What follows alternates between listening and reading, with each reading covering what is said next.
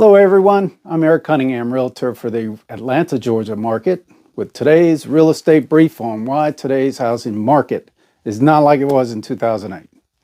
With all the headlines and talk in the media about the shift in the housing market, you may be thinking there is a housing bubble in store for the Atlanta market. It's only natural to have those thoughts creep in. That would make you think that it's going to be a repeat of 2008. But the good news is there's concrete data to show why this is nothing like the last time. First of all, there is still a shortage of homes on the market today, not a surplus. For historical context, there were too many homes for sale during the housing crisis, many of which were short sale and foreclosures, and that caused prices to fall dramatically. Supply has increased since the start of this year, but there's still a shortage of inventory available overall, primarily due to almost 15 years of underbuilding homes. Now, the graph below uses data from the National Association of Realtors to show how the month's supply of homes available now compares to the crash. Today, unsold inventory sits nationwide at just 3.2 months supply, and in Atlanta, it's about a month and a half at the current sales pace, which is significantly lower than what it was in 2008. There just isn't enough inventory on the market for home prices to come crashing down like they did in 2008. Second of all, mortgage standards were much more relaxed back then. During the lead up to the housing crisis, it was much easier to get a home loan than it is today. Running up to 2006, banks were creating artificial demand by lowering lending standards and making it easy for just about anyone to qualify for a home loan or refinance a current home. And back then, lending institutions took on much greater risk in both the person and mortgage products offered. That led to mass defaults, foreclosures, and falling prices. Today, things are different, and the purchasers face much higher standards from mortgage companies.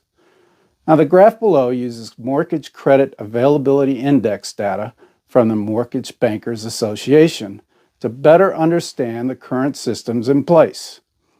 In that index, the higher the number, the easier it is to get a mortgage.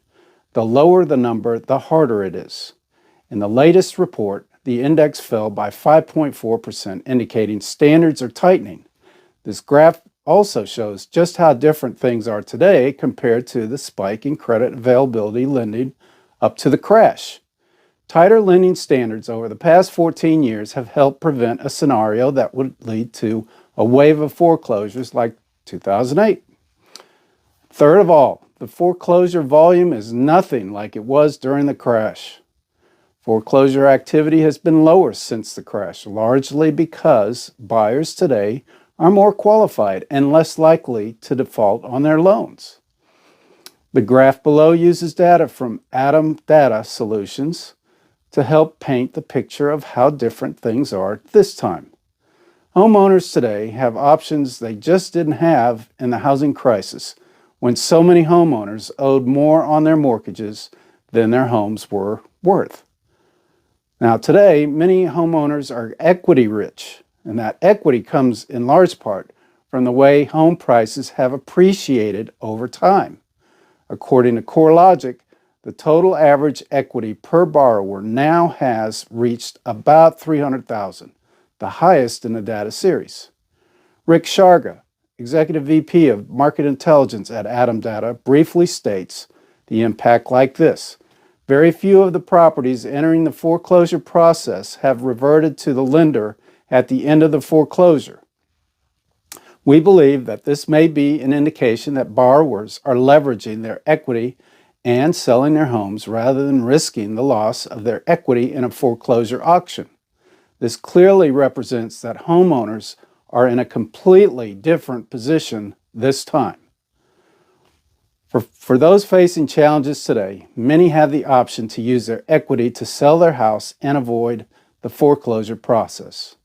So, this in a nutshell, the housing bubble, there's no need to worry about it, especially in Atlanta. If you're concerned that lenders are making the same mistakes that led to the housing crash of 2008, The graphs above, they should help alleviate your fears. Concrete data and expert insights clarify why this adjustment in the market is nothing like the last time.